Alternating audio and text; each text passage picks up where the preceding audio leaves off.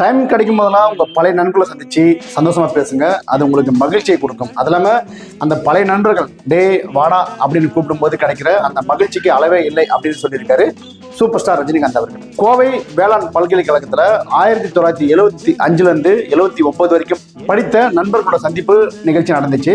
இந்த காலேஜில் தான் முன்னாள் டிஜிபி சைலேந்திரபாபு, முன்னாள் தலைமைச் செயலாளர் இறையன்பு இவங்களாம் அங்கே தான் படிச்சிருக்காங்க. ஸோ அவங்களுக்கான அந்த சந்திப்பு நடந்துச்சு. இந்த சந்திப்பில் ஸ்பெஷல் கெஸ்ட்டாக சூப்பர் ஸ்டார் ரஜினிகாந்தை இன்வைட் பண்ணியிருந்தாங்க வீடியோ கான்ஃபரன்ஸ் மூலிமா. அவர் நேரில் வரல, வீடியோ கான்ஃபரன்ஸ் மூலிமா அவர் அந்த நிகழ்ச்சியில் அங்கேருந்து அந்த நண்பர்கள்லாம் பேசினார்.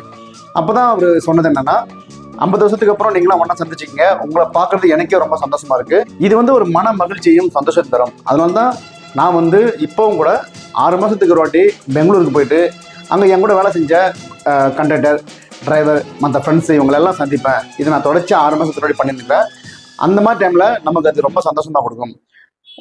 நம்ம வளர்ந்து பெரியவங்க ஆனதுக்கு அப்புறம் கணவன், அப்பா, தாத்தா, சார் இப்படின்ற பல மரியாதையான வார்த்தைலாம் கிடைக்கும். ஆனால் அதில் கிடைக்காத அந்த சந்தோஷம் நம்ம பழைய நண்பர்கள் நம்மளை பார்த்து டேய் வாடா மச்சான் இப்படின்னு கூப்பிட்றதுல நமக்கு கிடைக்கும். அந்த சந்தோஷத்துக்கு அளவே இல்லை அப்படின்னு சொல்லியிருக்காரு சூப்பர் ஸ்டார் ரஜினிகாந்த் அவர்கள். அது மட்டும் இல்லாமல் என்னோட பேர் சிவாஜி ராவ்.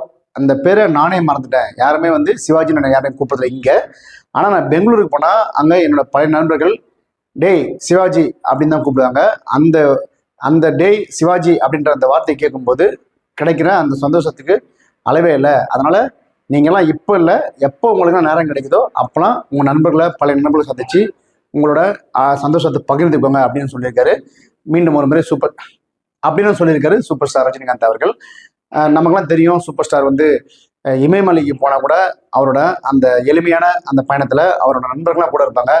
சும்மா சாதாரணமாக ஒரு செருப்பை போட்டுக்கிட்டு, ஒரு தலையில் ஒரு தலைப்பாக கட்டிக்கிட்டு, ஒரு வேஷ்டியை மடித்து கட்டிக்கிட்டு அவர் பாட்டுன்னு தெரு ஓரத்தில் அந்த சாலை ஓரத்துலேயும் தான் சாப்பிட்டு இருப்பார். அவர் கூட இருக்கிறதெல்லாம் பார்த்திங்கன்னா அவரோட நண்பர்கள் தான். பெங்களூரை சேர்ந்த அந்த நண்பர்கள் இன்னமும் அவங்க அந்த நட்பை தொடர்றாங்க. அது மட்டும் இல்லாமல் சினிமாவில் அவரோட நீண்டகால நண்பர் கமல், இவங்க 2 பேருக்கும் நட்புன்றது இன்ன வரைக்கும் தொடர்ந்துன்னு தான் இருக்குது. ஒருத்தர் விட்டு கொடுக்க மாட்டாங்க. ஒருத்தர் அவ்வளோ நண்பராக இருப்பாங்க. ஸோ அந்த நட்பும் 50 வருஷமாக சினிமாவில் அவங்களுக்கு தொடருது. சூப்பர் ஸ்டாரோட பழைய நட்பும் தொடருது. அது மட்டும் இல்லாமல் அவர் நம்மளையும் மற்றவங்களையும் நண்பர்கள்கிட்ட பழைய நண்பர்களாக பார்த்தீங்கன்னா சந்தோஷமாக பேசுங்க, பழகுங்க அப்படின்னு சொல்லியிருக்காரு. அது உங்களுக்கு சந்தோஷத்தையும் மகிழ்ச்சியும் தரும் அப்படின்னு சொல்லியிருக்காரு சூப்பர் ஸ்டார் ரஜினிகாந்த் அவர்கள்.